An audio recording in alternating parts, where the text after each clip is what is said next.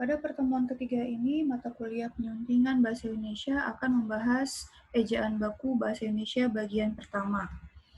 Pengertian ejaan ada dua, yakni sistem pelambangan bunyi bahasa, dan yang kedua adalah aturan-aturan tentang penulisan huruf, kata, unsur serapan, dan pemakaian tanda baca. Mengenai penulisan huruf terbagi menjadi dua, yakni penulisan huruf kapital dan cetak miring. Penulisan kata terbagi menjadi 10. Kata dasar, kata turunan, kata ulang, gabungan kata, kata ganti, kata depan, kata si, sang, partikel, singkatan dan akronim, angka dan lambang bilangan. Huruf kapital atau huruf besar dipakai sebagai unsur pertama kata pada awal kalimat. Dapat dilihat pada contoh dia mengantuk. Ya, kata dia, huruf D di situ harus ditulis huruf kapital.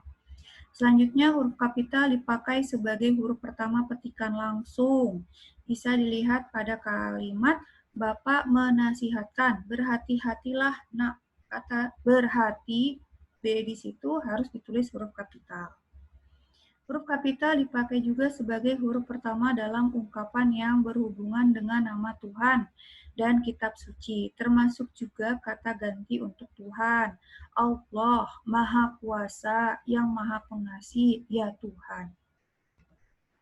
Huruf kapital dipakai sebagai huruf pertama nama gelar kehormatan, keturunan, dan keagamaan yang diikuti nama orang.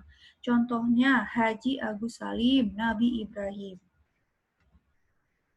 Huruf kapital dipakai sebagai huruf pertama unsur nama jabatan dan pangkat yang diikuti nama orang atau yang dipakai sebagai pengganti nama orang tertentu, nama instansi, atau nama tempat. Contohnya Gubernur Jawa Barat, Wakil Presiden Budiono. Huruf kapital dipakai sebagai huruf pertama unsur-unsur nama orang. Contohnya Amir Hamzah. Huruf kapital tidak dipakai sebagai huruf pertama nama orang yang digunakan sebagai nama jenis atau satuan ukuran. Contohnya mesin diesel 10 volt atau 5 ampere. Huruf kapital dipakai sebagai huruf pertama nama bangsa, suku, dan bahasa. Contohnya bangsa Indonesia, suku Sunda, bahasa Inggris. Huruf kapitalnya hanya berlaku untuk kata Indonesia, Sunda, dan Inggris untuk huruf pertamanya. Huruf kapital tidak dipakai sebagai huruf pertama nama bangsa, suku, dan bahasa yang dipakai sebagai bentuk dasar kata turunan. Contohnya mengindonesiakan kata asing ke Inggris-Inggrisan. Huruf kapital dipakai sebagai huruf pertama tahun, bulan, hari, hari raya, dan peristiwa sejarah. Contohnya bulan Maulid, hari Jumat, Perang Candu, proklamasi kemerdekaan Indonesia, hari Lebaran. Huruf kapital tidak dipakai sebagai huruf pertama peristiwa sejarah yang dipakai sebagai nama. Contohnya, Soekarno dan Hatta memproklamasikan kemerdekaan bangsanya, perlombaan senjata membawa resiko pecahnya Perang Dunia. Huruf kapital dipakai sebagai huruf pertama nama geografi. Contohnya Asia Tenggara, Daratan Tinggi Dieng, Tanjung Harapan. Huruf kapital tidak dipakai sebagai huruf pertama istilah geografi yang tidak menjadi unsur nama diri. Misalnya berlayar ke teluk, mandi di kali. Huruf kapital juga tidak dipakai untuk huruf pertama nama geografi yang digunakan sebagai nama jenis. Contohnya garam Inggris, pisang Ambon. Huruf kapital dipakai sebagai huruf pertama semua unsur nama negara, lembaga pemerintah, dan ketatanegaraan, serta nama dokumen resmi, kecuali kata seperti dan. Misalnya, Majelis Permusyawaratan Rakyat, Departemen Pendidikan dan Kebudayaan, Badan Kesejahteraan Ibu dan Anak.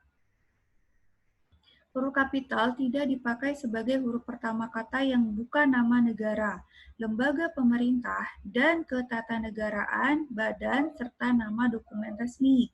Misalnya, menjadi sebuah republik, beberapa badan hukum menurut undang-undang yang berlaku.